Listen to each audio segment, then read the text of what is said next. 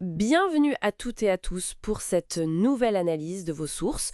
Aujourd'hui, on va décortiquer ensemble le lancement d'une nouvelle télé-réalité, The Detective Club. Oui, on se base sur un article qui résume bien le premier épisode. Exactement. L'idée, c'est de voir comment ils mettent en place ce mélange de célébrité, d'enquête et de luxe aussi.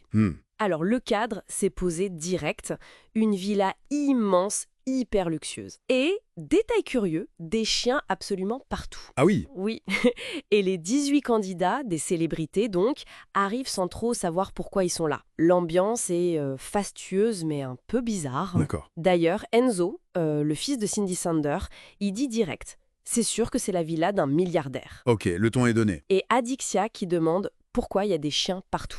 Personne ne pige vraiment au début. Mais c'est assez classique comme entrée en matière, tu vois. Pour installer tout de suite une atmosphère un peu mystérieuse, avant même que l'intrigue principale soit révélée, Oui, on sent le truc venir. on dissémine quelques indices, les chiens, le luxe, mais au début, l'attention se porte surtout sur les retrouvailles, les dynamiques entre les candidats, quoi. Les tensions sous-jacentes. Et ça démarre fort de ce côté-là. Hein. On a des moments sympas, genre Nicolo et Adixia qui sont contents de se revoir. Elle lui dit « Ah, je suis trop contente de te voir ». Mhm. Mais on sent aussi direct les tensions. Par exemple, Valentin qui retrouve Enzo. Apparemment, ils sont en froid depuis une autre émission. Ah d'accord. Et Valentin annonce la couleur. On s'aime pas, donc on verra comment ça va se passer. Voilà. Ça crée du contenu immédiat. C'est ça. Et il n'y a pas que ça. L'arrivée de Catel, l'ex-tentatrice de l'île de la Tentation, Ah oui, je vois. ça ravive direct une vieille histoire avec Hugo, qui est toujours en couple avec Marine, présente aussi. Oula, ça promet. Hugo lui-même admet, on n'a jamais eu de discussion tous les trois, et Catel parle d'une relation très intense avec Hugo à l'époque. Donc là, on a d'emblée des dynamiques potentiellement explosives. Et Lohan, qui était là aussi à l'époque, prévient que ça va être compliqué pour Catel. Tout à fait. Et puis on a aussi des retours de visages connus. Cindy Sander avec son fils Enzo.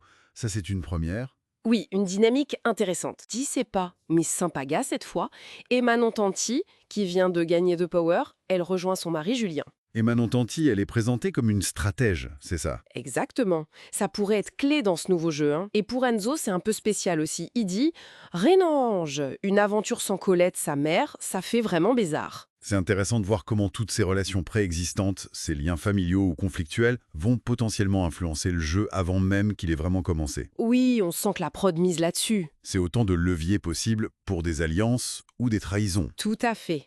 Et là, alors que tout le monde commence à s'installer, coup de théâtre. Ah. Panique générale. Kiki, le bulldog du fameux propriétaire milliardaire, le S, a disparu. Le chien. Oui. Ouais. Beverly s'écrie. Il est où ce Kiki? Et là, un message du se tombe implacable. Mon amour de Kiki a été volé. Les coupables sont parmi vous. D'accord. Changement d'ambiance radical. Ah oui, carrément. C'est le pivot. Là, on bascule. D'une simple réunion de célébrités, on passe à un jeu d'enquête, grandeur nature. Un Cluedo version télé-réalité, quoi. C'est exactement ça. Nicolo le dit bien. Il y a des menteurs parmi nous. Et l'annonce du SE est claire. Désormais, vous êtes tous des détectives. Voilà. L'objectif, trouver les 2 voleurs qui se cachent parmi eux. À la clé, 20 000 €. Et si les voleurs ne sont pas démasqués à la fin, ce sont eux qui empochent la somme. C'est là que ça devient stratégique. Les règles s'ajoutent. Ils vont recevoir des indices. D'accord. Et ils pourront accuser quelqu'un dans une black room. La personne qui reçoit le plus de votes doit révéler son rôle, voleur ou détective, et quitter la villa. Ah oui, mais il y a des pièges, j'imagine. Bien sûr. Parce que si un détective est éliminé par erreur, ça avantage les voleurs. Exactement. Et si un voleur est découvert, le complice qui reste peut choisir un nouveau partenaire. Ça, c'est malin. C'est très malin. Et encore plus fort, les voleurs ont le pouvoir d'éliminer eux-mêmes un détective qu'ils jugent trop dangereux. Ça va mettre la pression. Hein. Carrément. C'est une mécanique vraiment conçue pour la suspicion, la manipulation, les retournements de situation constants. Le paranoïa va régner, c'est sûr. Et ça commence déjà. À peine les règles expliquées, Manon Tanti, la stratège, elle tilte sur un mot d'un autre joueur. Déjà. Premier soupçon, l'enquête est lancée. Le jeu psychologique commence fort.